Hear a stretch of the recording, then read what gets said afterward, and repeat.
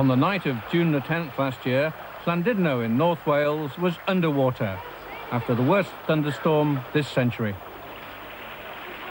I was among the stranded travellers, together with a television crew, forced back by the floods to neighbouring Colwyn Bay. I'm trying to get around Wales by train while we've still got a railway network to do it on. Unfortunately, halfway round, I ran into this, the worst floods in living memory in Llandudno. So it's going to make the rest of the journey rather interesting. We'd set off early the day before. The idea was to film a journey round Wales by train while we still got the lines. We'd planned a route from Swansea to take us round the country in a figure-of-8 loop back to where we'd started. We'd asked David Hurn, one of Wales's leading stills photographers, to make the trip with us. We'd never dreamed we'd run into the mother of all thunderstorms, which drowned Llandudno and our journey. This was as far as we got. Llandudno Junction, just down the road from the station. Abandoned train. What's the thunderstorm done to the railway network? It was basically ground the railway network to a halt here in North Wales. The line between Llandudno Junction and Llandudno is completely closed. 200 yards of the line was just washed away just outside Blaenau, and the line up to Blaenau Ffestiniog is closed because of flooding.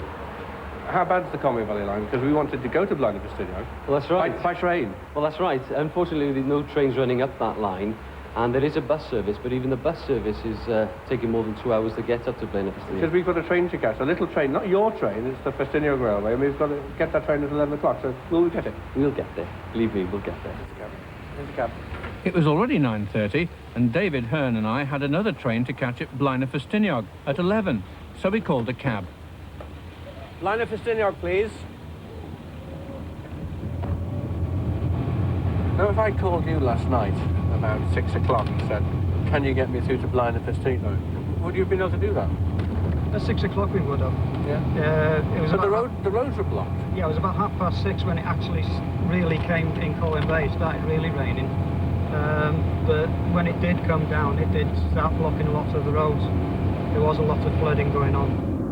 But if it was a nice sunny day and you were travelling over the pass, you know, it's very nice up here, especially when it's warm. Well, we're doing reasonable time. It's 20 to 11, and we're not far. We are at Blaenau Ffestiniog. We'll have time for a cup of tea. Thank you, driver. You've done well. In fact, we'd only just made it. Although the storm was over, the rain kept coming and the roads were awash. Thanks. Thanks a lot, Bob. See you, mate. Come on. In fact, it's very tight for time because we're only just making this train. We haven't got the leisure we thought we'd have at all. It's maybe a slightly old-fashioned railway, but it's good stuff. What, sort of like a royal coach? I'm not we're just about to go. Like Queen Victoria. Is this the style to which you're normally accustomed? Oh, this is splendid. Yeah, well, this is what all trains should be like. Yeah. Well, this is privatised railway, you see. We'd boarded the first train of the day from Blaenau down to Porthmadog on the Ffestiniog Railway. The line winds down from Blaenau, high among the slate quarries of Snowdonia, down a twisting gradient to sea level, and across the estuary to Porthmadog, from where slates once went out to roof the world. It's been rebuilt by volunteers, but the trip is included on a British rail ticket round Wales because it's the only link between two bits of BR. While we were filming the journey round Wales by train, the brief for David Hurn was to take stills of anything that caught his eye. He'd been finding the job no easy task. A train is always on the move, and stills photographers generally like to stay still. The weather had been awful. Poor light, wet windows, and lost horizons. The saving grace so far was that even in the rain, this bit of the journey, the only bit of rail on our trip that's not British rail, was still picturesque.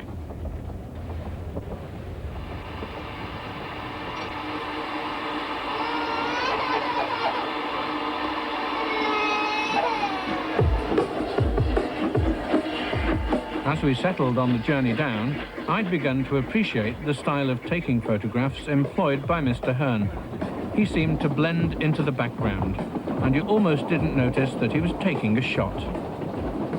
Is it important to you to almost be invisible? If possible, yes. To physically reduce yourself when you... Well, that's partly because I have no worries about my equipment. I'm totally in control. It's like the pianist playing piano. You do not expect Ashkenazi to be looking for what note. So people aren't aware of me as a photographer because I'm not flapping about. I'm not looking as though I shouldn't be there. And also I can pick up the nuance. If somebody doesn't want to be photographed, I understand. I pick that up very quickly, and I simply move somewhere else.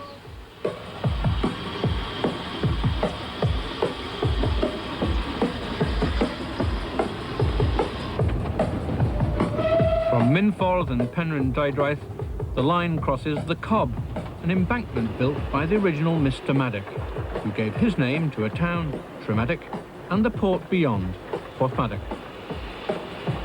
We arrive at the headquarters of the Ffestiniog Railway Company.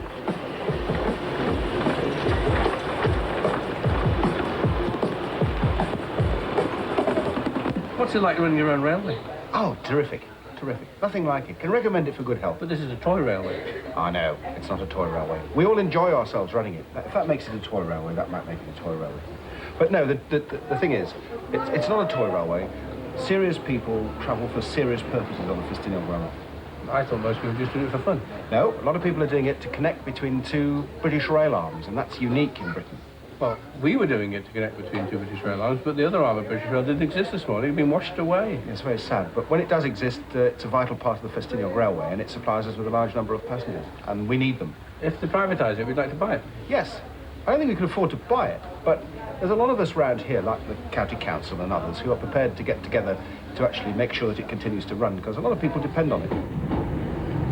By 1 o'clock, we're over at the other station in Porthmadog, the British Rail Station on the Cambrian Coast line. This train's arrived to start us on the homeward stretch of the Round Wales trip. That's if we remember to catch it.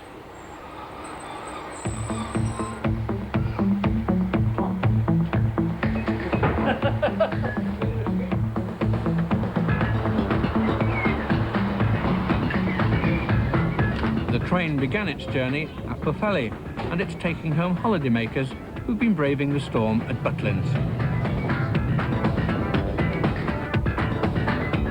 As it heads down the coast, the train is quicker than the road. It's carrying schoolgirls who are swatting for the afternoon's examinations. From the battlements of Harlech Castle, where on better days you can see Snowdon and the whole of the Llŷn Peninsula, the train glides out of the mist.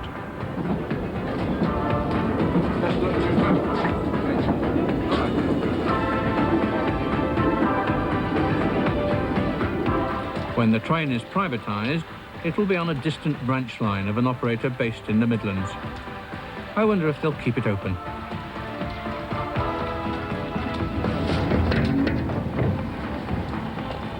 Even in the wet, the train runs along one of the most scenic routes in Britain. From Porthmadog, the line follows the coast down to Harlech, and it clings to the shore as it goes down towards Bournemouth and beyond.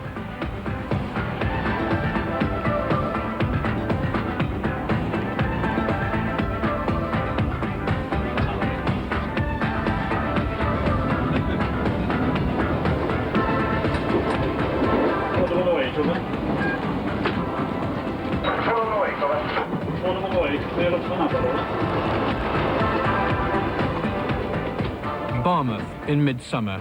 Resorts like Barmouth were created by the railway. Barmouth is built round the railway.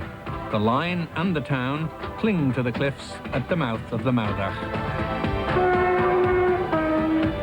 Not much fun of the fair as we pull out of Barmouth, but one of the joys of the train trip round Wales lies just ahead.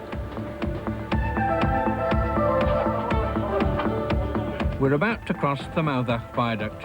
It's where the railway strides out over the sea. It survived storm, worms in the timbers, and so far, the accountant's pen.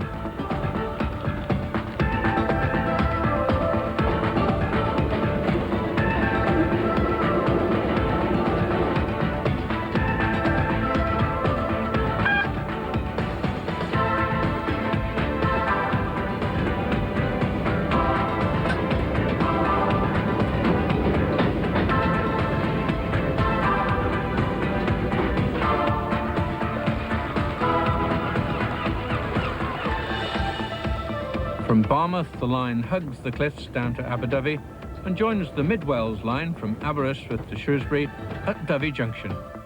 Larry, of which stations are you the master?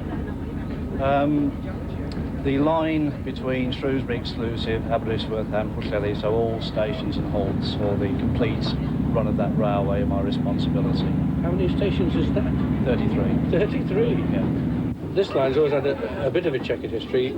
I mean, the bridge we just passed over, I mean, there was talk of it being closed and what have you. It always seems to be a perilous railway in terms of the viability and the continuation of it. Yeah, I think if you think about it, it's one of those railways that still does fulfill a real social need, because it can still do a job the roads can't do because of those bridges. But by its very nature, where it's been built, there are always going to be a lot of problems in terms of being in a coastal position. We still maintain a lot of sea defence work that if the railway closed tomorrow would still have to be undertaken by somebody.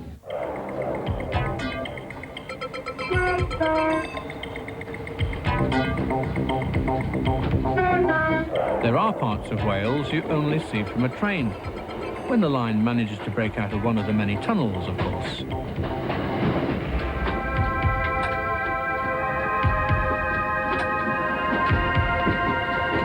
This is the estuary of the River Dyfi.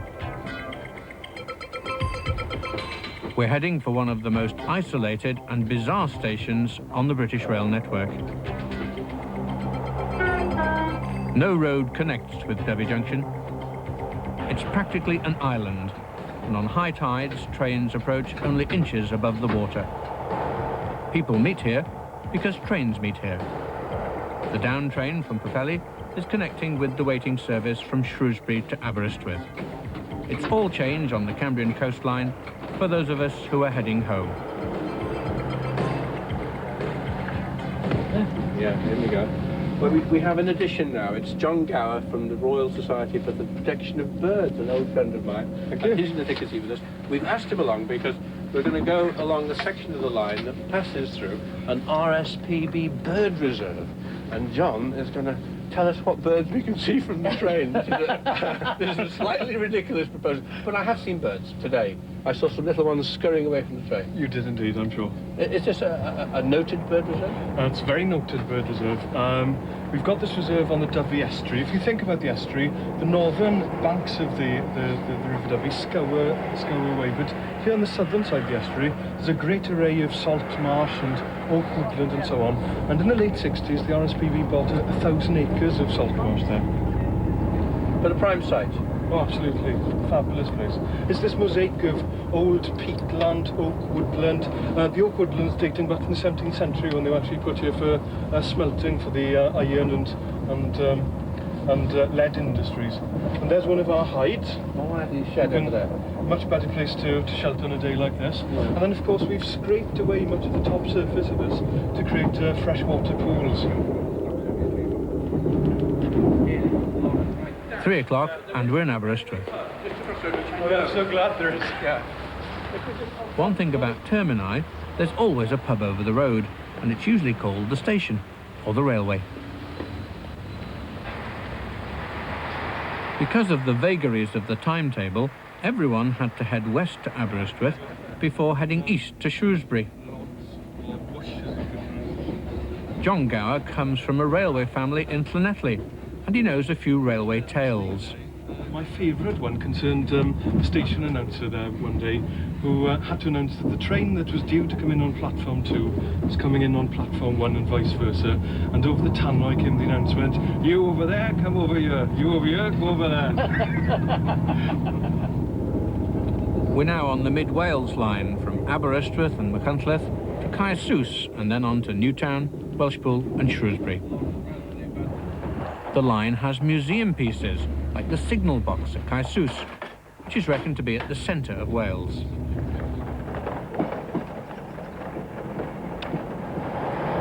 It still feels as though you're travelling on the old Cambrian Railway, which built this line. Now, with extra victuals taken aboard, an increasingly crowded train moves off.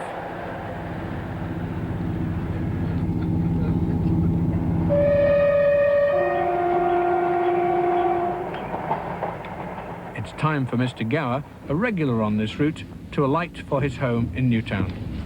Because by now, in fact, the train is like home for me. I've been on it so long. So I feel as though I'm letting off my little bit of territory. I feel I live on these trains now. I'll go back to my habitat. It's been that long. Press? Many thanks. Okay. As we enter Welshpool, we're on new rails. The line has been shifted aside to accommodate a bypass.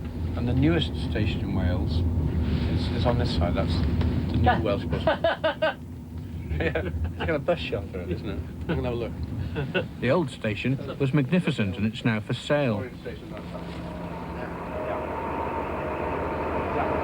There's the newest station in Wales.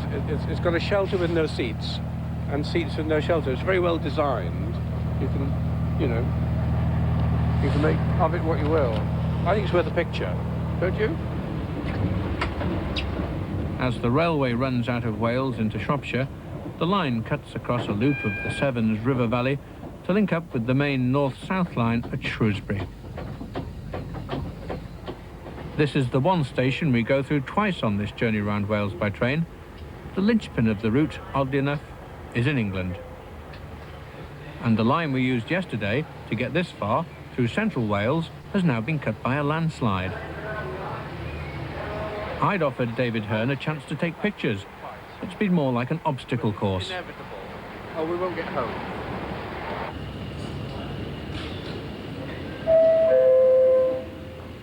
The next train to arrive at platform 7 will be the 1752 regional railway service to Cardiff Central, calling at Churchstret, Craignawn, Ludlow, Leicester, Hereford, Abergavenny, Cwmbran, Newport and Cardiff Central. Now we're through Shrewsbury, the journey back should be straightforward.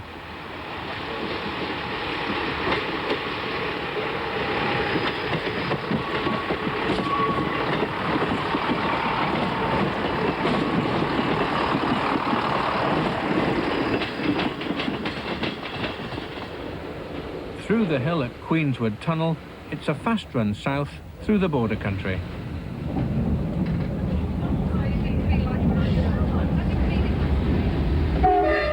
As we cross the Herefordshire Plain, we're being watched. At Marden Crossing, Mr. Benson waits to take pictures of passing trains. He's been taking pictures of trains here, just here, since 1949.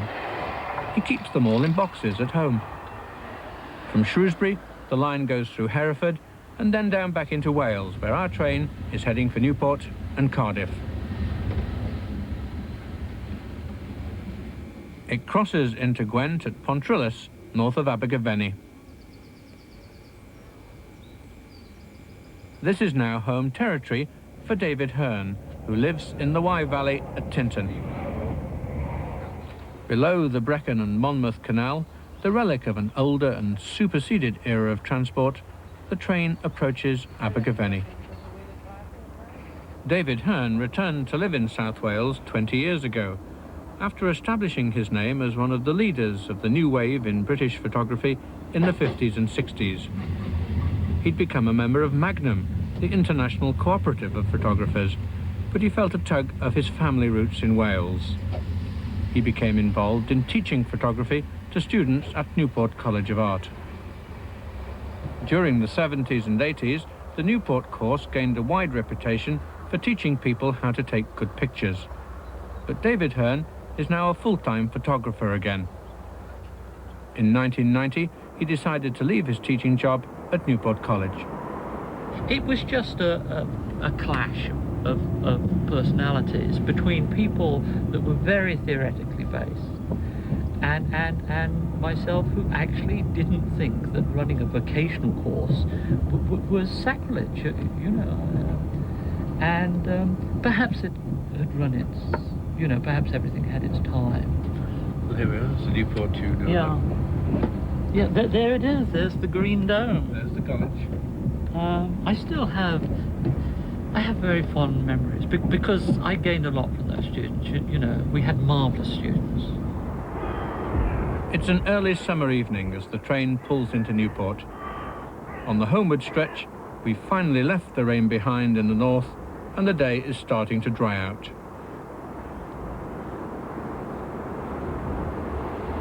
No longer are we snaking along the branch lines of the railway. This is the main South Wales line down from Paddington. In a matter of minutes, we're approaching Cardiff, the last stop but one on our Round Wales route. Cardiff Central seems quiet now, but it's the busiest station in Wales. Trains click to and fro over the points on the way in.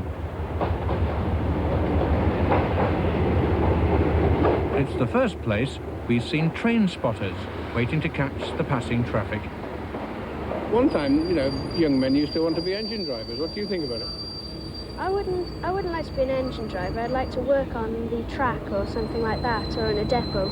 What about the railways fascinates you then? I'm not really sure. It's just the engines. They're so big and Powerful. yes. Yeah. I mean, that's a big engine on that. What kind of engine pulls the coal train? Usually a class 37 or a class 56, or if you're lucky, you see a class 60 pulling one. What do you mean if you're lucky? Is there something special about a class 60? Well, they're pretty new, and you don't see many of them around here. So the class 37 has been around a long time. Yes. What about the 125 then? I think that's getting slightly old. That's getting older now, and I think we need a new one on the Western region. Well, we're going to catch a 125 next to Swansea, see? And, yes. I mean, that's the comfortable trains, right? Yes. Because we've been on little trains all the time, and we're getting on a big one here. What do you think of the journey so far? Well, for me, it's been wonderful fun. As I say, partly because I haven't had to do anything other than tag along. You have to take pictures. Yeah, but I mean, I do that all the time, and I enjoy that. I mean, I do it even if I'm sitting in my own back garden. So, but no. Do you have any hopes or doubts about the pictures you've taken? Well, it's difficult. You know, there's no doubt that trying to shoot through a train window is near to impossible. But I think I probably, you know, let's put it this way. There were situations where if I don't get a good picture, it's me, not the situation. We recreated some events worth photographing. Yes. And the way you laid on that storm was absolutely superb. Yes, superb. A cool 100 on the straight into Port Talbot is top speed for the 125 in Wales. Industrial Wales glows in the night. The blast furnaces are pouring iron. We filmed the last train round Wales, a journey which after privatisation will never be the same again, even if it's still possible, which many doubt. Heading into Swansea, we're completing the figure of 8 loop. This is where we began yesterday. We set out to see as much of Wales as we could from a train, using scheduled British Rail services and without using the same line twice. Barring the odd storm and flood, we did it. After 2 days on the rails, we arrived back at Swansea Station just 1 minute late.